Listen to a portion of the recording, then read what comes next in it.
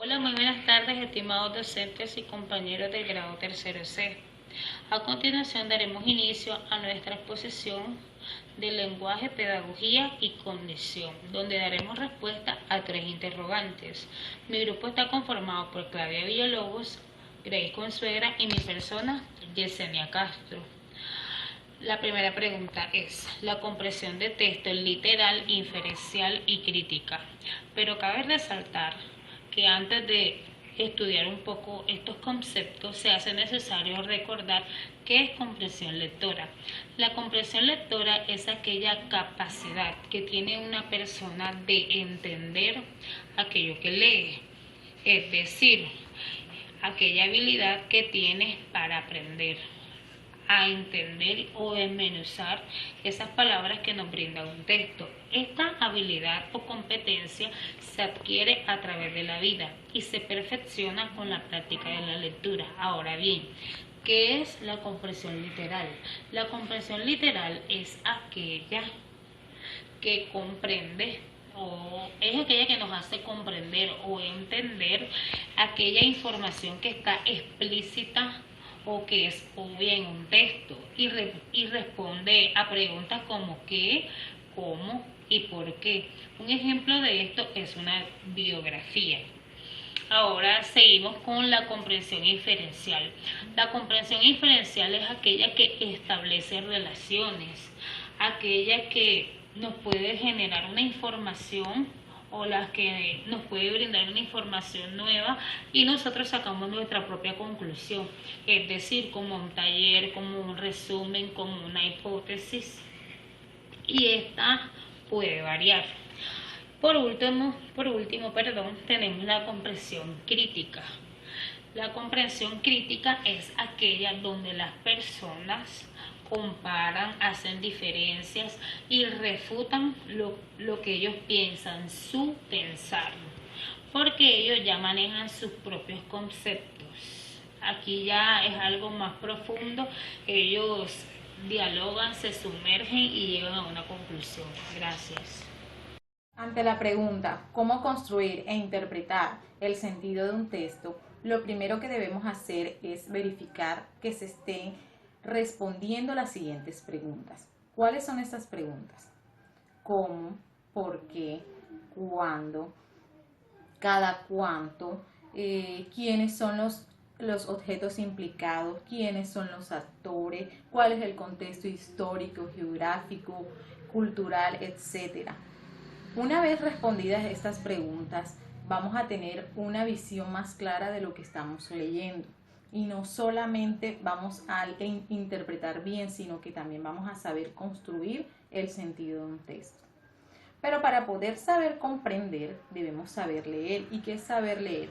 Saber leer no es solamente interpretar, no es solamente descifrar un texto, una lectura, no. Saber leer es darle un sentido a la lectura, es comprenderla, es saber cuál es el propósito que hay en su interior. Para saber leer se precisa tener atención, concentración, interés y un alto grado de comprensión. ¿Para qué nos sirve la lectura? La lectura nos sirve para mejorar nuestro léxico, ampliar nuestra visión de la realidad. La lectura es un proceso de interacción entre el lector, el contexto y el texto. Muchas gracias. Buenas tardes. Resumiendo lo expuesto por nuestras compañeras, podemos decir que hemos aprendido a realizar una lectura crítica cuando somos capaces de interpretar lo que nos quiere transmitir el autor, teniendo en cuenta también la manera en que puede inferir de parte del receptor y del emisor. Todo esto hace que desarrollemos nuestro pensamiento y lleguemos así a la metacognición, realizando un aprendizaje auténtico y lo más importante, que no va a ser por el momento, sino para toda la vida. Pero ahora les quiero hablar de cómo aproximarnos al sentido de manera crítica, teniendo en cuenta el tipo de texto y su propósito. Podemos decir que existen muchos tipos de textos. Entre ellos están los narrativos, argumentativos, expositivos, instructivos, donde su propósito de cada uno es muy diferente. Teniendo en cuenta esto, podemos dar ejemplo de que si el tipo de texto, su propósito es informar, podemos recurrir a la prensa escrita, a los textos escolares, a las biografías, etc. Otra clase de ejemplo es cuando el propósito es incentivar la imaginación. Estos textos podemos encontrarlos en los cuentos, leyendas, fábulas, etc. Donde otro propósito de otro tipo de texto puede ser para realizar algo.